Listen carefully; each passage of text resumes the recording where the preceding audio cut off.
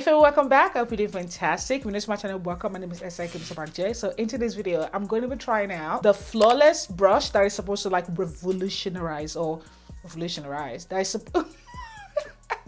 that is supposed to change the game of your makeup, if that's the claim they claim. And I think that was it. I came across this brush a couple of weeks ago on, I think it was on TikTok or on Twitter, I don't know where, and I was intrigued and I went online and I got it. So we're gonna be testing that today. Does it work? We're gonna find out. And I'm gonna be testing it in comparison to my regular makeup sponge, you know, and we're gonna see how it goes. So this is how the sponge arrived. It came in this little case, which is cute, and I decided to get this color because I own everything black. It is basically a kabuki brush. It's very, very dense, and I already washed it. Trust me, whenever I buy brushes and stuff, I try to make sure I wash them because that's nasty. You don't know where it's coming from, okay? So, and that's what you should do. Whenever you buy beauty sponge or beauty blenders or brushes or whatever, you should always wash it before you use it. Okay, so I washed it, and squeezing the water out, it was quite like, I had to like press the brush so that way like the water can be squeezed out, because water can actually hide in this brush. It's not enough to kind of, what's this motion called? Flick it. It's not enough to flick it to get the water out. You have to like squeeze it out, just like how you squeeze a beauty blender or a beauty sponge or a makeup sponge.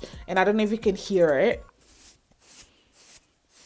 That's what it sounds like when I'm kind of like pressing on it or brushing it with my thumb. Okay, so what do they claim? There's actually a whole website dedicated to it. There's actually a brand. It's I actually got this on eBay, so maybe I might have the fake one, or it's just the same thing, just cheaper, because literally what I have here is identical to what's on their website. It says the only brush that can guarantee a smooth and seamless layer of foundation on any skin type. It's wide design paired with dense, it is quite dense, synthetic bristles.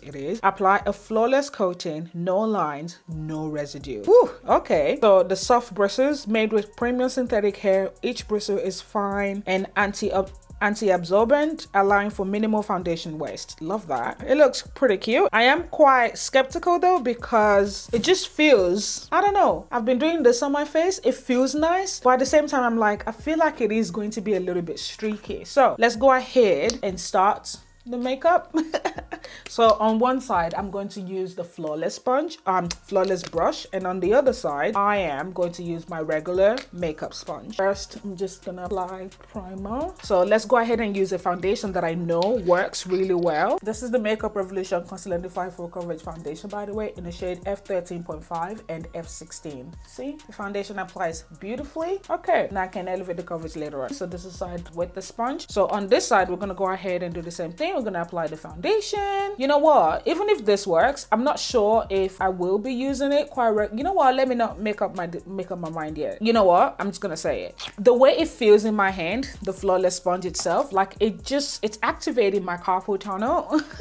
You know, because my fingers and stuff does spasm quite regularly. Like right now as I'm doing this, my fingers already hurt because I've been holding it, just playing with it, you know what I mean, as I'm playing with the brush itself. So I'm not sure if I'm going to be using it quite regularly because of that purpose. So if you've got some sort of like a hand pain or injury or something like that, you might not really like it. And it's really like, it's easier to use like beauty sponge and whatnot with this kind of hand condition because like it's softer, you know, do you know what I mean? But this one is not. The base is quite hard and you have to hold on to it or it's gonna slip out of your hand. So let's go ahead and use this. So do you dab or do you sweep or swipe? Because I don't know if you obviously you don't dab. I think you swipe. Let's see. Wait, how do I use it? Oh, you can use it to apply, like do a nose contour.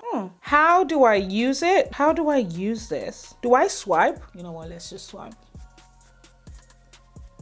Do you hear how it sounds? Huh.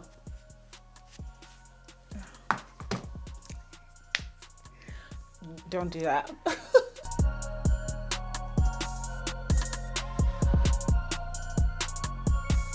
It's not scratchy, which is good. It makes a lot of sound. Let me give you a close up or a sound up. Sounds like I'm scratching a scratch board.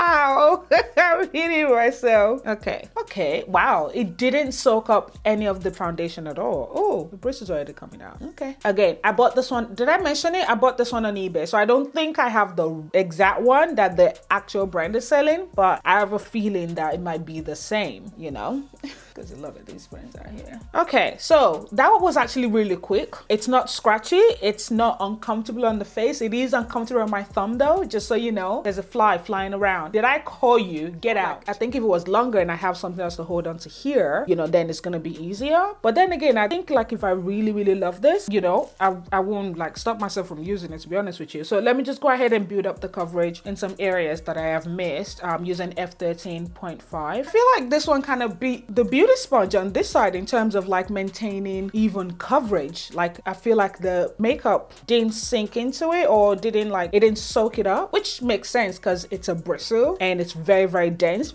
The bristles are very tight knit, like in comparison to a regular brush that has a similar bristle, but it's not as tight, do you know what I mean, as this is. So products can go into this brush, especially when you're washing and you spread it open, you can see liquid inside the regular brush. But in this one, like I just, you know, because it didn't sink into it, it gave my foundation, like it gave me a more even coverage.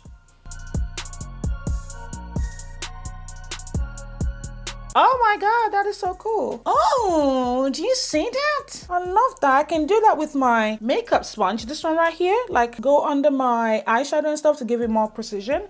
And this did the same job. I've been doing like a combination of tapping and swiping. So let me swipe under here. All right, it doesn't lift off the foundation, which is good. I love that. I love the way that looks. You know what? Let's try and contour with it. This is F17. I think I came up too high, but my face is extra chubby these days, so first, let's blend the forehead first. I'm gonna bring this up.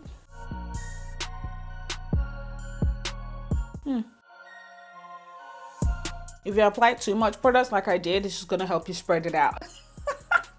Meanwhile, with a beauty sponge, you can like blend in place. I like how I just abandoned the makeup sponge halfway through the video, or not even halfway through the video, because I was gonna show you a comparison. Actually, I need it now because no. So you see, I had to like go into my makeup sponge just to kind of blend things a little bit more, because I feel like it just kept bringing it upwards, and I needed the makeup sponge to kind of tone that down, because you know, we're in about that life, you know. So yeah, I don't know how this is gonna work with my nose, but let's do it. So I'm just using the side. I think I'll just swipe. Okay, so it spread that out.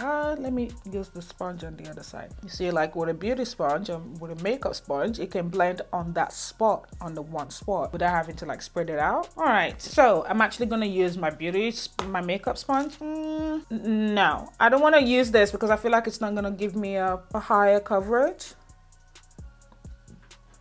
I don't know, not a higher coverage. It's not giving me a smooth application. Is it? I don't like it under my eyes. I also feel like I'm scratching under my eyes as well, even though it's not scratchy, but that's what I feel like. I think it's because of the sound. I'm gonna go ahead and set the concealer and whatnot. I don't think we can use this brush to set the concealer. I think it's only for foundation. Even in the description, that's what it said. So, but you know what? Might as well. Okay. Oh, picks up a chunk. Let's use it to apply the powder here. Oh.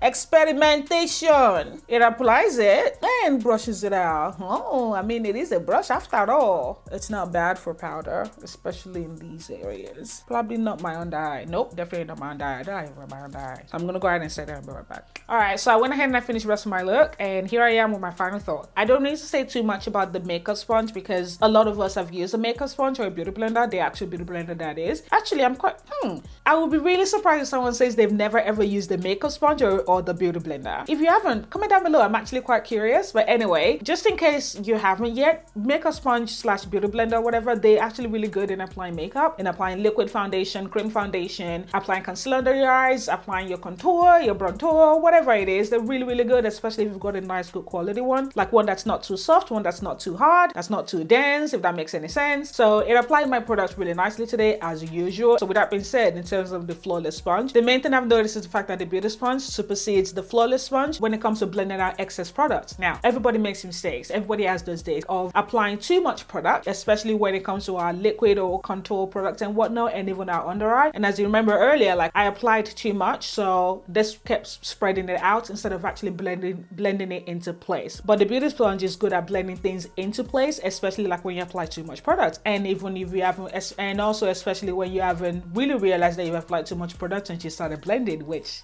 happens to me quite often. Okay, so that's one of the main differences I noticed with this. So for that, I would always reach for my beauty sponge to kind of finish it off. Speaking of finishing off, I also noticed that even when I use this to apply my makeup, to apply the foundation, concealer and whatnot, I did feel like I needed to go in with my beauty sponge to finish it off. I don't always feel that way when I use my brush to apply my foundation, and even when I use my brush to blend out concealer under my eyes, which is not all the time, but when I do, I don't always feel like I need to go in with my beauty sponge. Or do I? Do I end up doing it just out of habit or because I felt like I needed it? I think it's just out of habit, but this one I felt like I needed it. With that being said though, I still do like this flawless sponge. You know, it applied my foundation nicely, even quick, and I thought it was going to apply it slower, but it applied it nice and quick. So I would use it if I was in a hurry. When comparing it to a regular brush, this really doesn't absorb or like, you know, trap a lot of product or any product at all. Like the inside is still so clean. Do you see that? Wow. Like, let me show you again without holding the brush. Wow, that's awesome. The inside is still so clean. Meanwhile, with a regular brush, as you can see, like you see these stains out here, it is from foundation seeping into the bristles. What I would have really loved is for this handle to be a little bit longer for people like me that kind of gets a bit of tingling sensation on the hand or like a bit of a spasm or something like that. Do you know what I mean? Would I pick this up very regularly? I think I would, but also don't be surprised if you don't see it, because with things like this, I tend to lose them quite quickly because it's so small. You know, I'm just gonna drop it somewhere and not be able to find it. Remember that cut crease thing that I reviewed that as part of a Does It Work series, the one that I used to cut my crease? Every time I want to use it, I can't find it. And it's in my drawer.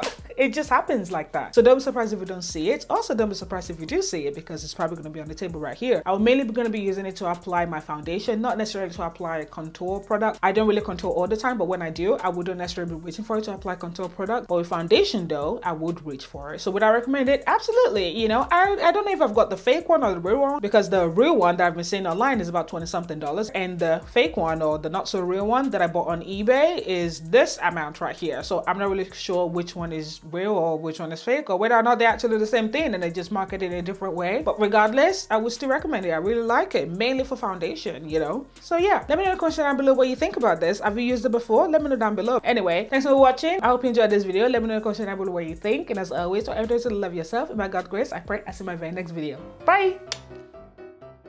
Hey family, welcome back. I hope you're new to my channel. If you're new to my channel, I hope you hi my love. So this is what the sponge looks like. There was makeup on there, as you can see. So this is what the sponge looks. Am I centered? I hate it when I'm not centered. So this is what the sponge looks like. I mean, Milo, can you stop chasing your tail for like maybe 1 minute or two so I can finish this video? Do you want to say hi? Come and say hi. Come, wait. Oh, you're a big boy. Okay, wait, say hi. Look, that's you. Wait, don't look at my face. Do you want to go down? Whoop. Boop, thank you. Finished off the rest of my look, okay? Has there been lipstick in my teeth the entire time?